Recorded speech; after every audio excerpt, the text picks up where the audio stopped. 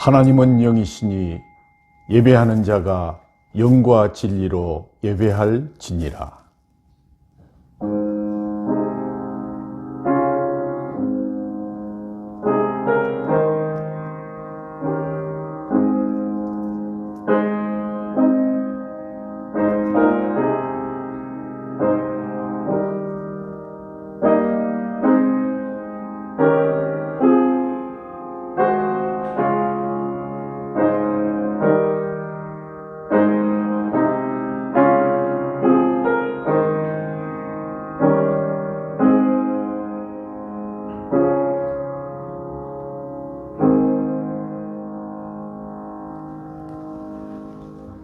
그가 찔림은 우리의 허물 때문이요 그가 상함은 우리의 죄악 때문이라. 그가 징계를 받음으로 우리는 평화를 누리고 그가 채찍에 맞음으로 우리는 나음을 받았도다. 우리는 다 양 같아서 그릇 행하여 각기 제 길로 갔거늘 여호와께서는 우리 모두의 죄악을 그에게 담당시키셨도다. 아멘. 다 같이 사도신경으로 우리의 신앙을 고백하시겠습니다. 나는 전능하신 아버지 하나님 천지의 창조주를 믿습니다. 나는 그의 유일하신 아들 우리 주 예수 그리스도를 믿습니다. 그는 성령으로 잉태되어 동정녀 마리아에게서 나시고 본디오 빌라도에게 고난을 받아 십자가에 못 박혀 죽으시고 장사된 지 사흘 만에 죽은 자 가운데서 다시 살아나셨으며 하늘에 오르시어 전능하신 아버지 하나님 우편에 앉아 계시다가 거기로부터 살아있는 자와 죽은 자를 심판하러 오십니다. 나는 성령을 믿으며 거룩한 공교회와 성도의 교제와 죄를 용서받는 것과 몸의 부활과 영생을 믿습니다. 아멘.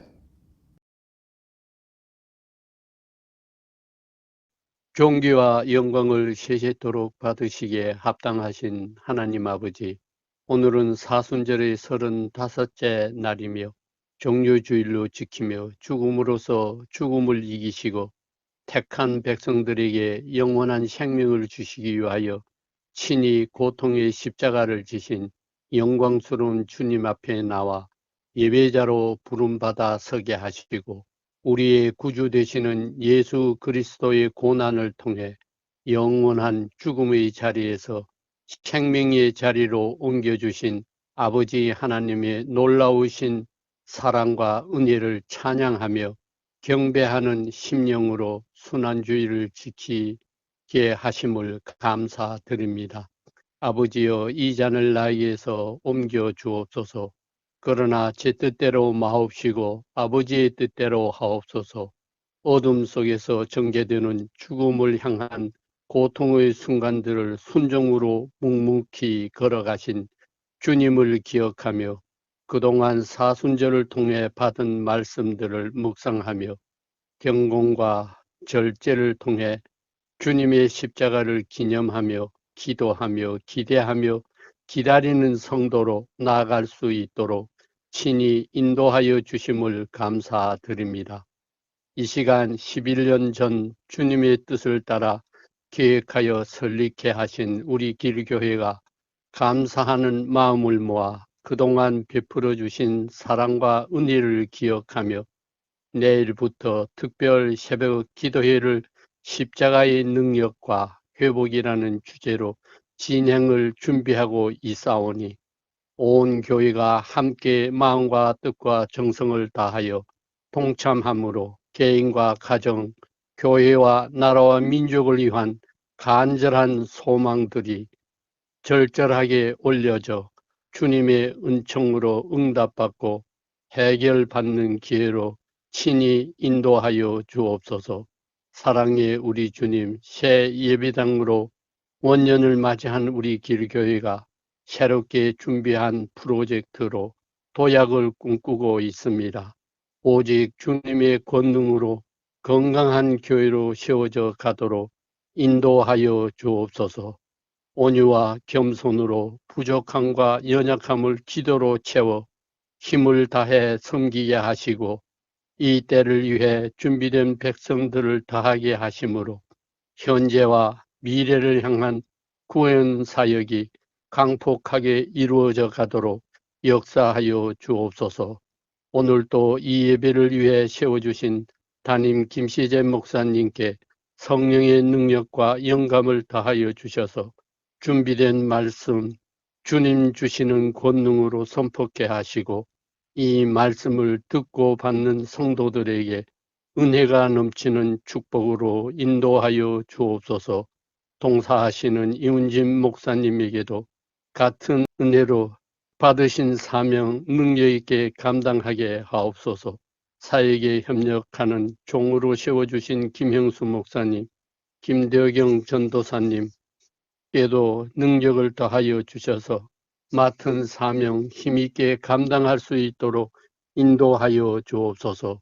서로 협력하여 선한 역사를 이루어갈 장로님, 권사님, 집사님 받은 사명대로 인내와 절제로 선한 영향을 끼치며 복음의 증인으로 인도하여 주옵소서. 사랑의 우리 주님, 언제 소멸될지 알 수 없는 코로나19 바이러스는 우리를 매우 힘들게 하고 있습니다. 멈추고 매여 제한된 틀 안에서 힘들어하는 수많은 사람들의 간절한 소망이 바이러스 소멸과 백신으로 인한 광역 면역이 오니 주님 열방들의 죄와 허물들을 용서하여 주시고 정상적인 일상으로 돌아갈 수 있도록 불쌍히 여겨 주옵소서. 오늘도 준비된 주님 초대의 만찬에 성령의 기름을 부어주시사 성천의 은혜가 우리들 마음의 문설주에 보혈로 인쳐주시고 세상의 죄악으로부터 죄 씻음을 받는 시간으로 인도하여 주옵소서. 예배를 위해 도우시는 손길들을 복되게 하시고 섬기는 마음에 성령의 뜨거운 역사를 체험하는 축복을 허락하여 주옵소서. 이 시간 귀하고 복된 말씀 받았사오니 말씀을 통해 받은 은혜를 누리며 어렵고 힘든 일상의 자양분이 되어 감사와 기쁨으로 충만한 삶으로 인도하여 주시기를 간절히 기원하며 친히 이 땅에 오셔서 인류의 죄를 담당하시어 십자가에 달려 죽으시고 사흘 만에 부활하신 우리 주님 예수 그리스도의 이름으로 기도드리옵나이다. 아멘. 오늘 하나님께서 주신 말씀 마가복음 11장 1절부터 11절까지 말씀을 봉독하도록 하겠습니다. 그들이 예루살렘에 가까이 와서 감람산 벳바게와 베다니에 이르렀을 때에 예수께서 제자 중 둘을 보내시며 이르시되 너희는 맞은편 마을로 가라. 그리로 들어가면 곧 아직 아무도 타보지 않은 나귀 새끼가 매여 있는 것을 보리니 풀어 끌고 오라. 만일 누가 너희에게 왜 이렇게 하느냐 묻거든 주가 쓰시겠다 하라. 그리하면 즉시 이리로 보내리라 하시니 제자들이 가서 본즉 나귀 새끼가 문 앞 거리에 매여 있는지라. 그것을 푸니 거기 서 있는 사람 중 어떤 이들이 이르되 나귀 새끼를 풀어 무엇 하려느냐 하매 제자들이 예수께서 이르신 대로 말한데 이에 허락하는지라. 나귀 새끼를 예수께로 끌고 와서 자기들의 겉옷을 그 위에 얹어 놓음에 예수께서 타시니 많은 사람들은 자기들의 겉옷을 또 다른 이들은 들에서 벤 나뭇가지를 길에 펴며 앞에서 가고 뒤에서 따르는 자들이 소리 지르되 호산나 찬송하리로다. 주의 이름으로 오시는 이여 찬송하리로다. 오는 우리 조상 다윗의 나라여 가장 높은 곳에서 호산나 하더라. 예수께서 예루살렘에 이르러 성전에 들어가사 모든 것을 둘러보시고 때가 이미 저물매 12 제자를 데리시고 베다니에 나가시니라. 아멘.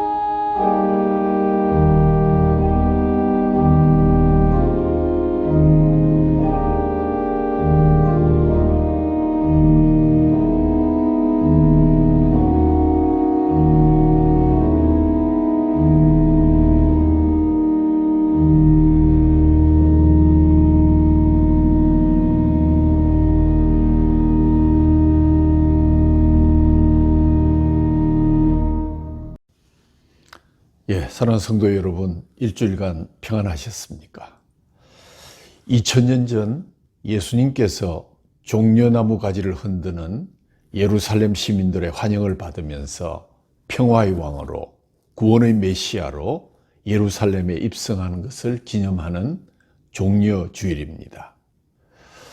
이날은 인류 역사상 가장 특별한 행진이 있었던 날입니다. 매우 유별났던 이 행진은 사람들의 삶을 뒤바꾸고 역사를 새로운 방향으로 변화시켰습니다. 어떤 행진이었기에 세상이 변했을까요? 세상의 행진을 한번 지나가고 나면 기억 속에 가물가물거릴 정도인데 이 행진은 어떤 의미를 갖고 있는 것일까요? 본문을 다시 읽으면서 버스킹이라는 단어를 생각해 보았습니다. 제가 처음에 매스컴을 통해서 이 단어 버스킹이라는 단어를 들었을 때 버스를 타고 하는 공연인가 그런 엉뚱한 생각을 했는데 무식이 폭로되었습니다. 버스킹의 사전적인 의미는 길거리에서 공연하다라는 의미의 버스크에서 유래된 것입니다. 그러니까 무대 없이 길거리에서 필요한 곳에서 자유롭게 공연하는 것, 여러분들이 아마 텔레비에서 많이 보셨을 것입니다. 버스킹을 하는 공연자를 버스커, B-U-S-K-E-R, 버스커라 부르고, 이 버스커들은 악기나 또는 작은 마이크, 휴대용 앰프 등을 들고 다니면서 거리 곳곳에서 관객과 소통하며 음악을 즐기곤 합니다. 사진에서 보시다시피 버스킹이 낯설지 않게 활성화되어 가고 있고, 또 유명한 도시로는 프랑스의 파리, 아일랜드의 드블린, 일본의 록봉기, 또 국내에서는 홍대 인근이 활발한 것으로 이렇게 알려지고 있습니다. 자신의 노래를 알리기 위해서, 또 노래가 좋아서 관객들과 소통하는 것을 좋아해서 등등 많은 이유로 버스킹이 유행되고 있습니다. 버스킹 하는 분들 중에는 수준급의 실력을 갖춘 분도 있지만 그저 노래를 좋아해서, 악기 연주를 좋아해서 하는 그런 사람들도 있습니다. 예수님의 예루살렘 입성을 기념하는 종려주일, 그리고 고난주간의 시작이기도 한 의미 있는 날에 하나님께 함께 예배드리는 여러분들을 주님의 이름으로 축복하면서 함께 인사를 나누시면 좋겠습니다. 이유는 나중에 알려드리죠. 이렇게 인사하시겠습니다. 진홍빛 가슴으로 축복합니다. 진홍빛 가슴으로 축복합니다. 첫 번째, 매우 특별했던 행진, 때는 바야흐로 6월절이 다가오고 있었습니다. 6월절은 백성들이 예루살렘을 순례하는 아주 중요한 순례절기였으므로 이때 수많은 유대인들이 예루살렘으로 몰려오고 있었습니다. 순례자는 어떤 짐승이든지 타서는 안 되고 걸어서 예루살렘 성에 들어오게 되어 있었습니다. 그런데 갑자기 한 청년이 어린 나귀를 타고 거친 길을 뒤뚱거리며 예루살렘에 입성하였습니다. 눈에 띄는 악기도 없고 종려나무 가지를 흔들면서 적지 않은 군중들이 뒤따르며 호산나, 호산나를 외치는데 버스킹의 예행 연습이 많이 부족한 듯 레파르토리도 하나 호산나, 호산나 한 곡밖에 없는 것 같았습니다. 반주도 없는 세련되지 못한 거리의 행진이었습니다. 그러나 그저 웃어 넘기기에는 범상치 않은 광경이 벌어졌습니다. 주인공 버스커의 이름은 예수였습니다.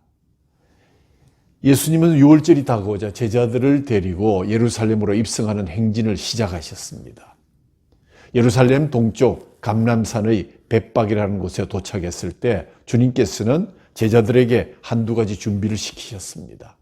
맞은편 마을에 가서 사람이 아직 한 번도 타보지 않은 나귀 새끼를 끌고 오라 이러셨고, 두 제자가 마을에 갔더니 나귀 주인은 두말 없이 나귀 새끼를 내어주었고 행진의 준비는 간단히 끝이 났습니다. 제자들은 자신들의 겉옷을 벗어서 나귀 등에 깔고 주님을 그 위에 앉히게 했습니다. 어떻게 알았는지 아름아름으로 모여든 적지 않은 무리들이 그 뒤를 따라갑니다. 사람들은 겉옷을 길에 펴고 손에 종려나무를 가지를 들고 외칩니다. 어린 나귀와 종려가지가 소재로 사용된 이 행진의 겉모양은 참으로 초라했습니다.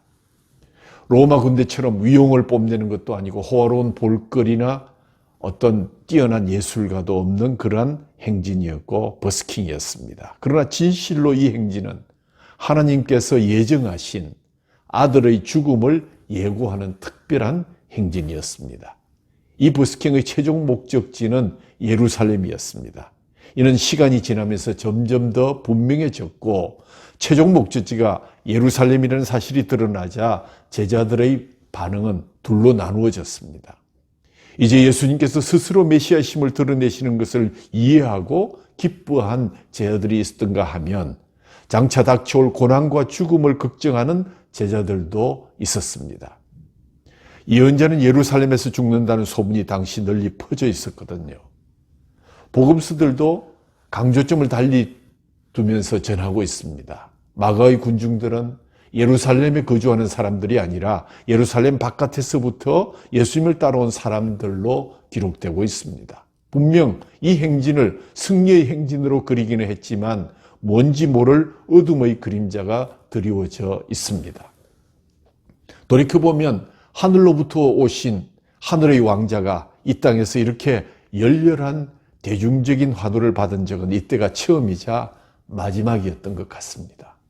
예루살렘은 예수님께서 고난을 당하시고 죽음을 당하신 장소입니다. 바로 그 최후의 고난과 죽음이 기다리고 있던 예루살렘으로 입성하실 때 예수께서 처음으로 많은 무리들의 환호를 받았다는 것은 얼마나 역설적인 이야기입니까?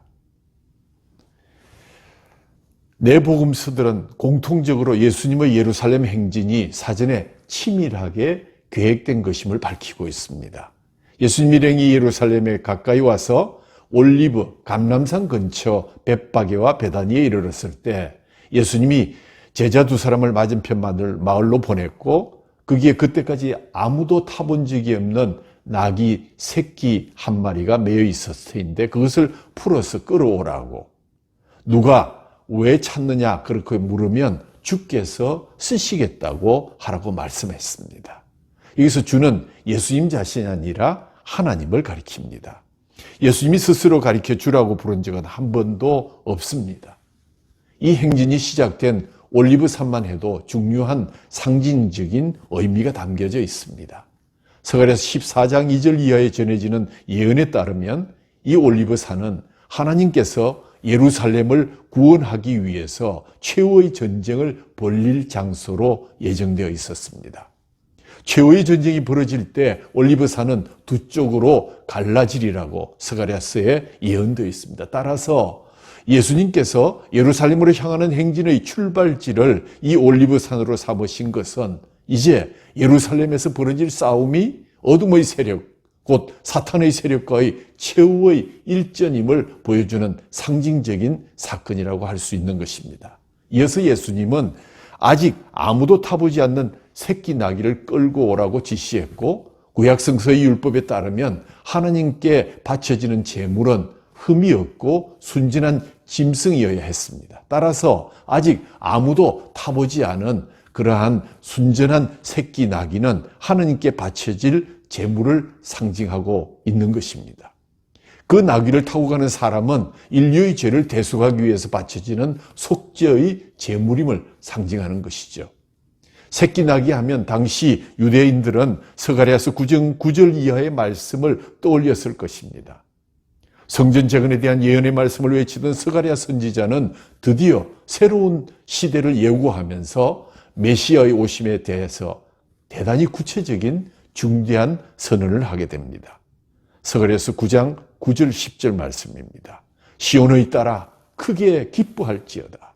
예루살렘의 딸아 즐거이 부를지어다. 보라 내 왕이 내게 임하시나니 그는 공의로우시며 구원을 베푸시며 겸손하여서 나귀를 타시나니 나귀의 작은 것 곧 나귀 새끼니라.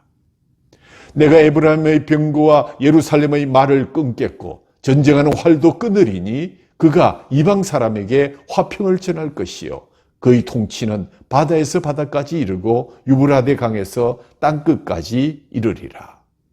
공의와 구원의 메시아는 평화의 왕이십니다. 그는 온 세상에 평화의 시대를 열 것임을 선언하고 있습니다. 왕은 그 약속을 이루기 위해서 나귀 새끼를 타고 올 것이라고 예언되어 있었습니다. 전쟁에서 승리한 영웅이나 정복자 왕이 타는 준마 대신 서민들의 짐을 운반하는 비천하고 작은 동물 나귀, 그것도 한 번도 일해보지 않았던 어린 나귀, 걸음마 수준의 어린 나귀 새끼가 지명되었고, 이는 왕의 겸손한 모습을 상징하고 있는 것입니다. 시온의 딸은 예루살렘의 거민들을 가리킵니다. 시온은 다윗성 또는 예루살렘을 지칭하는 용어이며 그것이 여성으로 의인화되어서 이런 문학적인 명칭을 갖게 된 것으로 알려집니다. 선지자의 예언에 따라서 예수님께서 나귀를 타시고 예루살렘으로 메시아 행진을 시작하십니다. 시온의 딸들이 종려나무 가지를 손에 들고 평화의 왕이 오시는 길에 호산나 호산나를 부르며 따라 나섰습니다. 그러나 이 특별한 버스킹에 참여한 사람들은 예언의 말씀이 이렇게 이루어지고 있는 줄을 미처 그들은 깨닫지 못했던 것 같습니다. 예수님의 제자들도 이 행진이 있은 후 나중에야 선지자의 메시아 예언을 생각하고 놀라움을 감출 수가 없었습니다. 그리고 이 행진은 명백히 왕의 행진 또는 메시아의 행진을 그리고 있습니다.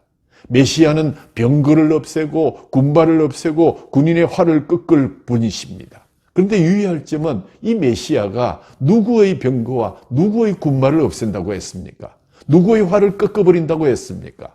내가 에브라임의 병거와 예루살렘의 말을 끊겠고 전쟁하는 활도 끊겠다. 적군의 무기가 아니라 아군인 이스라엘 군인들의 무기를 다 없애겠다는 것입니다. 메시아는 적군을 무장 해제시켜서 평화를 이루는 메시아가 아니라 아군의 무장을 해제시켜서 평화를 이루시는 분이십니다. 그분은 우리들의 손에서 가늠한 여인을 치료했던 돌들을 내려놓게 하셨듯이 지금도 우리의 병거를 없애고 활을 꺾으시며 자신을 비워 그분 앞에 드리기를 원하고 계시는 것입니다. 중세시대 올린서의 주교 데오돌프가 이 장면을 시로 써서 남긴 바가 돼 있었고 그 찬송이 바로 우리 140장 찬송에 수록된 시입니다. 제가 읽어드리죠. 왕 되신 우리 주께 다 영광 돌리세. 그 옛날 많은 물이 호산나 불렀네. 다윗의 자손으로 세상에 오시어 왕위에 오른 주께 다 영광 돌리세. 저 천군 천사들이 호산나 부르니 뒤따라가던 물이 다 화답하도다. 저 유대 백성같이 종려가지 들고 오시는 주를 맞아 호산나 부르세. 세 번째는 어린 나귀와 어린 양의 행진입니다. 우리 예수님은 이 땅에 평화를 실현하려 오셨습니다. 겸손과 평화를 상징하는 동물은 준마가 아니라 나귀 새끼였습니다. 전쟁터를 뛰어다니는 말 대신에 땀을 흘리며 주인의 일을 대신 도와주는 순한 나귀, 그것도 어린 나귀가 선택되었습니다. 그것을 타고 오시는 주님 앞에서 사람들은 군대의 창검과 깃발 대신에 종려나무 가지를 쥐고 흔들었다고 기록되어 있습니다. 종려는 평화와 승리의 상징입니다. 평화를 상실한 백성들에게 하나님의 평화를 주고 끝없이 오만해져가는 권력자들에게 겸손을 주기 위한 행진이었던 것입니다. 사실 이 행진의 종착점은 십자가의 죽음이었습니다.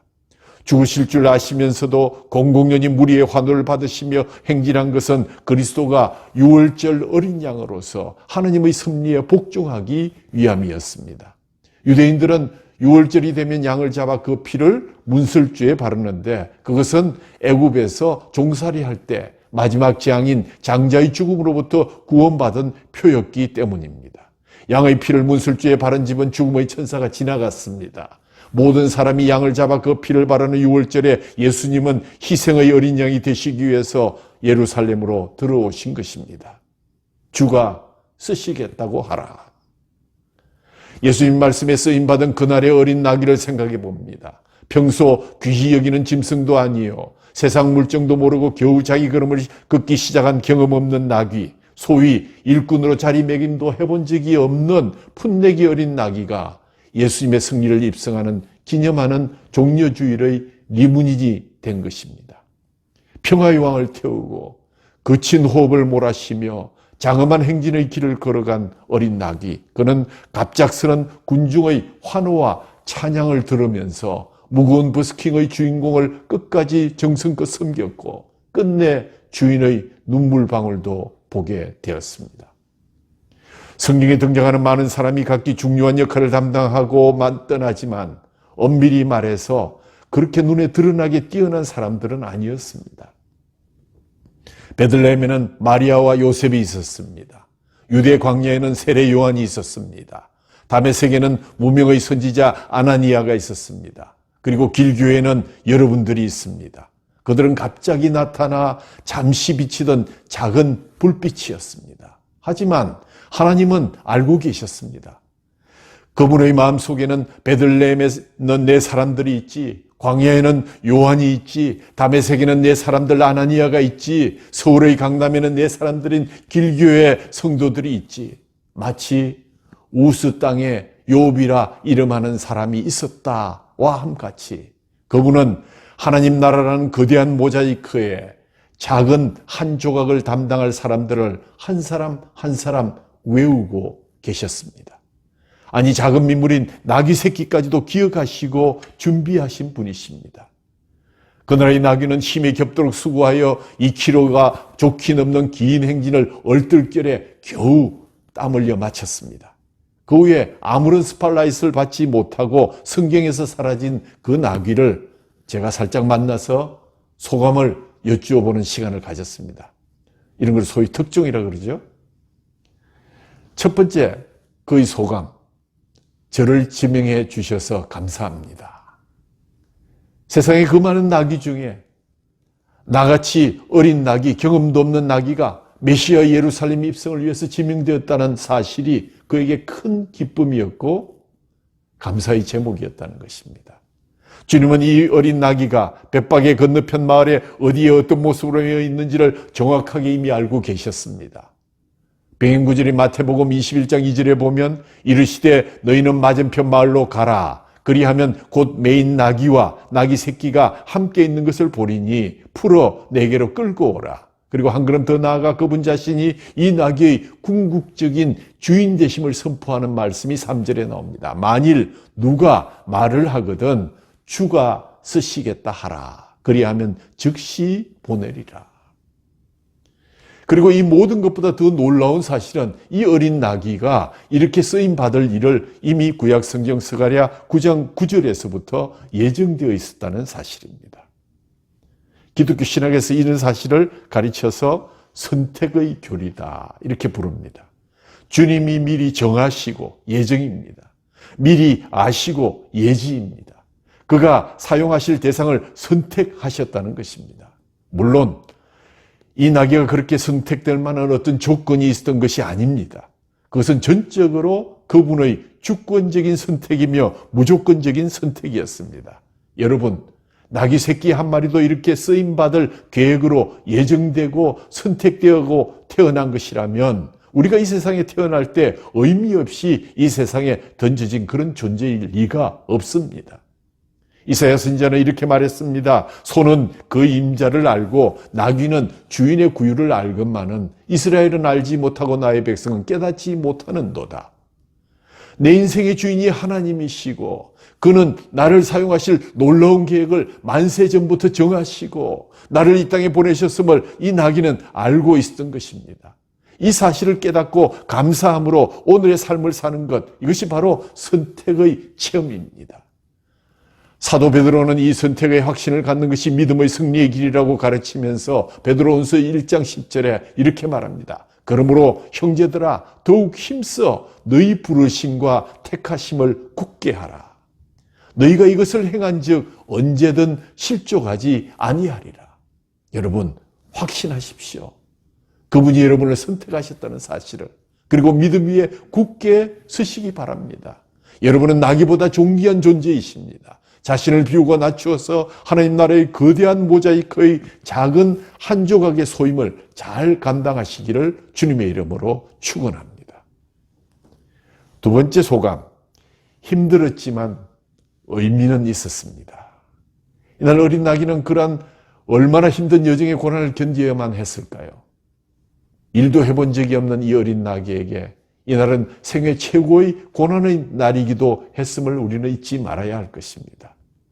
적어도 2km 이상 정도의 여정을 이 나귀가 소화했을 것이라고 생각합니다. 해마다 종려주일이 되면 많은 그리스도인들이 이 길을 걷습니다만 이 여정, 즉 벳박에서 예루살렘 시내까지는 비탈길과 언덕 그리고 내리막길의 연속입니다. 그런데 이 나귀가 이 여정을 예수님을 태운 채로 중도에 포기하지 않고 묵묵히 간 것은 참 신통한 일입니다. 사실 하나님의 은혜로 선택된 수많은 성도들은 믿음의 도상에서 넘어지고 아파하고 상처를 입는 과정을 겪습니다. 이런 체험을 신학에서 견인의 과정이다, 견고한 인내를 시험하는 과정이라고 부릅니다. 그리고 이런 과정을 통해서 우리의 성화가 이루어지고 있고 우리는 주님이 사용할 만한 대상으로 훈련되어지며 우리 속에 파괴되었던 예수님의 형상은 점차 회복되어지는 것입니다. 그리고 나서 세 번째, 정말 놀라운 고백입니다. 생각해 보니까 이것은 저희 가문의 영광이었습니다. 이 어린 나귀가 이날 고난의 체험을 한 것은 아니었다는 것입니다. 되돌아보니까 그가 간 길은 고난의 길이었지만 영광의 길이었고 가문의 영광이었다는 것입니다. 예수께서 예루살렘에 가까이 오시자 사람들은 레드카펫 대신에 그들이 입고 있던 겉옷과 나뭇가지를 길에 펴고 노래를 부르기 시작합니다. 무리의 대다수는 그들의 겉옷을 길에 펴고 다른 이들은 나뭇가지를 베어 길에 펴고 앞에서 가고 뒤에서 따르는 무리가 소리 높여 이르되 호산나 다윗의 자손이여 찬송하리로다 주의 이름으로 오시는 이여 가장 높은 곳에서 호산나 하더라. 그렇습니다. 우리가 평생 이 나귀처럼 예수님 태우고 살면서 예수님 고난이 내 고난이 되지만 예수님 영광이 또한 내 영광이 된다는 사실을 기억하시기를 바랍니다. 사람들이 지금 호산나, 호시안나, 지금 우리를 구하소서, 구원의 주님을 찬양하고 다윗의 자손으로 오시는 평화의 왕을 높이는 축제의 여정에 가장 힘들었을 이 어린 나귀도 고백하기를 이 모든 것이 다 하나님의 은혜였고 영광이었습니다라고 또박또박 말했습니다. 사실 이 광경은 장차 우리가 완성된 천국에 입성할 때 일어날 일의 리허설이라고 해도 과언이 아닐 것입니다. 요한계시록 7장 9절에서 10절을 보십시오. 이 일 후에 내가 보니 각 나라와 족속과 백성과 방언에서 아무도 능히 셀 수 없는 큰 무리가 나와 흰옷을 입고 손에 종려 가지를 들고 보좌 앞과 어린 양 앞에 서서 큰 소리로 외쳐 이르되 구원하심이 보좌에 앉으신 우리 하나님과 어린 양에게 있도다. 그날은 이 종려주일과 비교할 수 없는 엄청난 큰 스케일의 세계의 축제가 될 것입니다. 모든 나라와 모든 족속, 모든 백성들이 예수님을 자기 인생에 태우고 살았던 저와 여러분을 포함한 모든 성도들이 나와서 종려나무 가지를 흔들면서 호산나 찬양을 함께 부르며 우리를 구원하신 주님을 함께 찬양하는 놀라운 버스킹이 벌어질 것입니다. 그러나 그 영광의 축제에 자랑스럽게 참여하기 위해서 아직 우리에게 해야 될 일들이 남아있는 것을 우리는 잘 알고 있습니다. 그날 그 영광의 자리에 부끄러움이 없도록 우리가 감당해야 될 십자가의 고난, 사명의 성취를 위해서 걸어야 할 길이 남아 있습니다. 바울 사도는 로마서 8장 17절 18절에서 우리가 그와 함께 영광을 받기 위하여 고난도 함께 받아야 할 것이니라. 생각하건대 현재의 고난은 장차 우리에게 나타날 영광과 좋게 비교할 수 없도다 라고 말합니다. 이런 고난을 우리의 선배들은 스티그마, 예수님의 흔적이라고 불렀습니다. 그렇습니다. 이런 고난의 상처, 흉터는 그날 우리 영광의 훈장, 상급이 될 것입니다.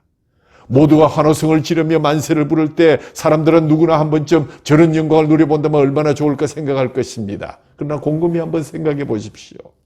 우리에게도 그런 영광의 순간들이 있었습니다. 결혼식 날 꽃으로 장식된 카페 뒤를 걸으며 우리 같은 박수와 축하를 노래를 들었던 그런 기억이 여러분 있지 않습니까? 하나님과 이웃에 감사하면서 앞으로 자신이 인생에서 해야 할 도리를 생각하는 기회로 삼아야 했던 아름답고 귀한 그러한 순간들이 우리에게 있었지 않았습니까? 그러나 영광의 시간은 짧았고 여러 가지 각박한 세상 일들로 인해서 우리의 삶이 엄습되고 두려움 속에 살아왔습니다. 그 귀한 영광의 시간을 다 잊어버렸습니다. 예수님을 향한 예루살렘 사람들의 환호성도 그리 길지 않았습니다.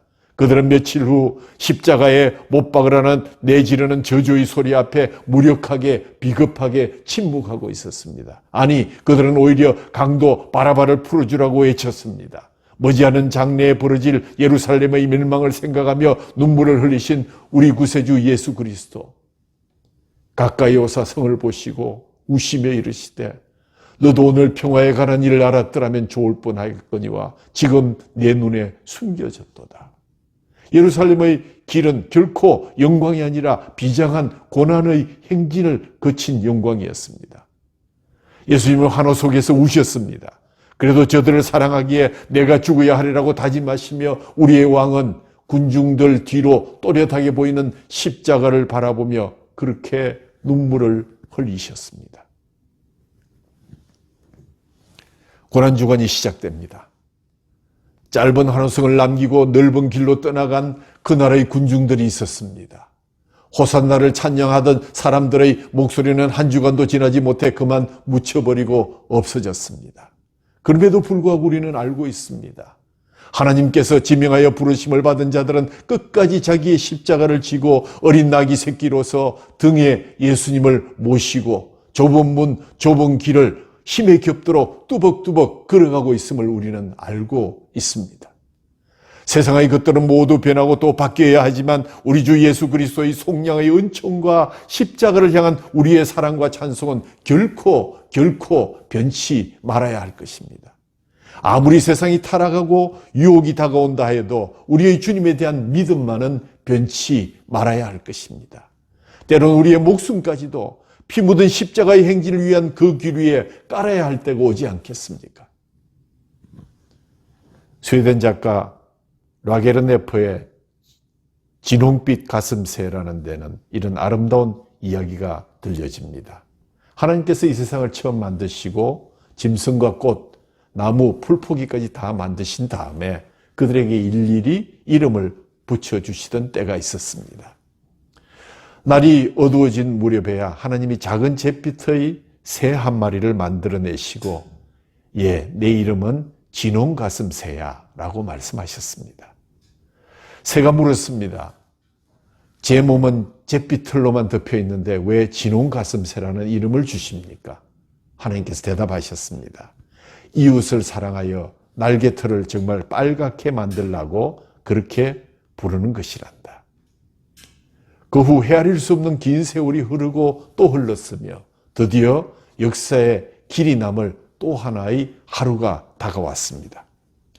그날도 한 마리 어미새가 새끼들에게 진홍의 털을 얻으려고 온갖 노력을 하다가 죽어간 헤아릴 수 없는 많은 조상들에 대하여 이야기하던 중이었습니다. 진홍 가슴새 둥지 옆 언덕 위에 십자가에 못 박혀 죽어가는 가엾은 한 청년이 있었습니다. 과시간을 쓰고 십자가에 못 박히는 사람의 이마에서 진홍의 피가 흐르고 있었습니다. 잿빛의 작은 어미새는 깊은 동정심으로 인해서 견딜 수가 없어서 새끼 새들에게 나를 십자가에 못 박혀 죽어가는 저 사람에게 좀 데려다 달라고 부탁했습니다. 잿빛의 작은 어미새가 십자가 위에서 죽어가는 가엾은 사람에게 말했습니다. 어인일로 이처럼 무서운 사형을 당하고 계십니까? 그분이 말했습니다. 이 세상 사람의 죄와 벌을 내가 다 대신 짊어지기 위해서 이렇게 고통을 당하는 것이란다. 새가 울면서 말했습니다. 착하신 분이여, 하나님께서 저에게 조금만 더 큰 주둥이를 주셨더라도 당신의 손발에 박힌 못을 모두 뽑아드리실 텐데 하나님께서 저에게 너무 작은 주둥이를 주시어서 못은 뽑아드릴 수가 없고요. 이마에 박힌 가시 몇 개 밖에는 뽑아드릴 수가 없습니다. 그리고 잿빛의 작은 새는 그분의 이마에 박힌 가시 하나를 주둥이로 뽑았습니다. 그러자 가시 끝에 매달려 있던 그분의 피 한 방울이 잿빛 어미새의 가슴에 떨어졌고 또 하나를 뽑자 또 핏방울이 새의 가슴에 떨어졌습니다. 그러자 드디어 그분이 입술을 움직여 작은 어미새에게 속삭입니다. 너희 조상이 세상 첫날부터 애써 구해온 것을 너는 그 친절한 마음씨 하나로 기어이 얻었구나. 하나님이 너희 족속에게 주신 생명의 의무를 내가 다하였으니 축복하노라. 진홍 가슴새야. 이렇게 말한 후 그분은 숨을 거두고 말았습니다. 어미새는 깜짝 놀라 샘물에 자신을 씻어보았으나 그 진홍빛은 지워지지 않았습니다. 그뿐이 아니었습니다. 어미새를 따라 강물에 도는 아기 새들의 가슴에도 진홍 날개 털이 빛나기 시작합니다. 그런가 하면 다른 새들이 하늘을 날다 진홍 가슴새를 쳐다보기만 해도 모두 가슴이 빨개지는 진홍빛 유산 상속이 이어졌습니다. 진홍 가슴새의 가슴이 빨개졌듯이 오늘 우리의 가슴에도 예수 그리스도의 보혈이 떨어져 하나님의 자녀의 표식이 되었습니다. 우리는 영원한 생명을 누리게 되었으며 하늘 아버지를 향해서 아버지라고 부를 수 있는 대단한 존재가 되었습니다. 이후로 저와 여러분을 통해서 이 특별한 버스킹의 주인공 이야기를 들려줄 때마다 듣는 이들의 가슴에도 예수님의 보혈로 빨갛게 물이 들어서 진흥 가슴 가족이 되는 기적이 계속되기를 이 종료주일 아침에 기도해 봅니다. 주님의 이름으로 축원해 봅니다. 하나님 아버지 감사합니다. 지명하여 부르심을 받은 우리는 어린 나귀로서 끝까지 주님을 모시고 좁은 길을 걸어갈 것입니다. 진홍빛 가슴새처럼 예수님의 보혈로 인치심을 받고 진홍빛 유산 상속을 이어가는 백성들, 증언하는 백성들, 증거하는 백성들이 될 것을 주님 앞에 다짐하며 2000여 년 전 예루살렘의 입성을 통해서 버스킹의 시조처럼 나타났지만 그들이 가진 레퍼토리는 적었지만 호산나 호산나 우리 주여 부르신 그 노래는 오늘 우리가 노래가 되어 주님 저희들 가슴에 고백으로 남아 있습니다. 주님 영광 받으시고 끝까지 주님을 모시고 달려가는 귀한 어린 나귀가 되게 하옵소서.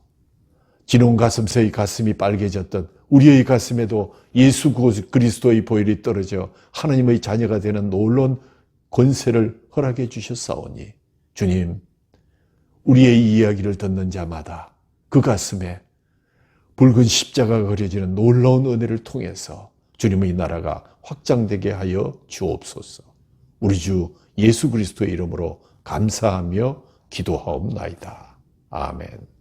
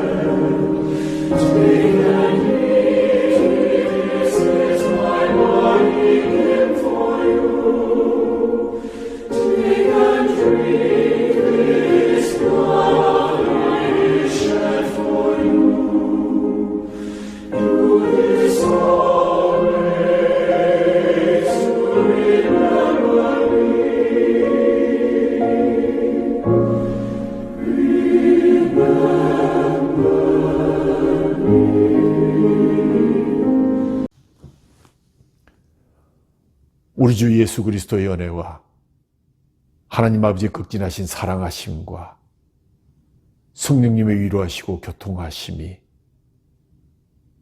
2000년 전 십자가를 향한 버스킹의 무리들처럼 아니 우리 주님을 등에 태우고 그 좁디 좁은 길을 끝까지 걸어왔던 어린 나귀 새끼처럼 주님을 끝까지 주인으로 모시고 달려가기를 소원하며